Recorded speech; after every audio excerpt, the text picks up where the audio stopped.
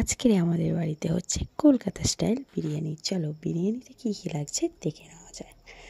প্রথমেই কামধেনু রং দিয়ে মাংসটা ভালো করে মাখিয়ে নিয়ে আর একবার ধুয়ে নেব। তারপর বেরেস্তার জন্য পেঁয়াজ ভেজে নিয়ে চালটা জলে অনেক ভিজতে দিলাম আধ ঘন্টা মতো। তারপর তেলের মধ্যে কামরাঙা রংটা দিয়ে আলুটা সেদ্ধ করে নিয়েছি, নিয়ে ভেজে নিয়েছি। তারপর মশলাটা ভেজে নিলাম, তারপর মাংসটা ভেজে নিচ্ছি ভালো করে। আজকে আমার বাবা মাটা অনেক কেউ এসেছে আমাদের বাড়িতে। তারপর এই চালটা বসিয়ে দিয়েছি, তারপর ভাজা মাংসটা কষিয়ে নেব। তারপরেই তেজপাতা হাঁড়ির তলায় দিয়ে তারপর ঘি দিয়ে দিলাম। তারপর আস্তে আস্তে ভাত দিয়ে দিচ্ছি।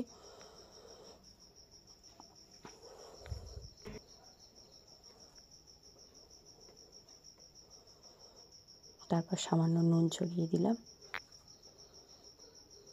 বিরিয়ানির মশলাটা দিয়ে দিলাম, ঘি ছড়িয়ে দিলাম,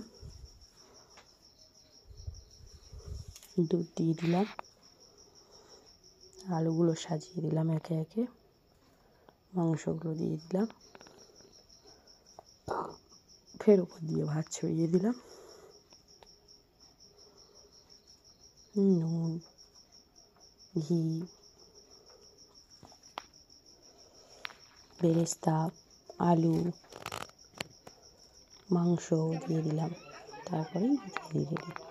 চলো বিরিয়ানিটা তো দেখতেই তো বেশি সুন্দর লাগছে, তাহলে খেতে কতটাই না সুন্দর হবে। দেখো গাইস একবার সবার রিয়াকশানটা দেখো। এটা আমার দাদার পাশে আমার দাদার শালা রয়েছে, তারপরে আমার বৌদি রয়েছে। বলছে দারুণ হয়েছে, দারুণ।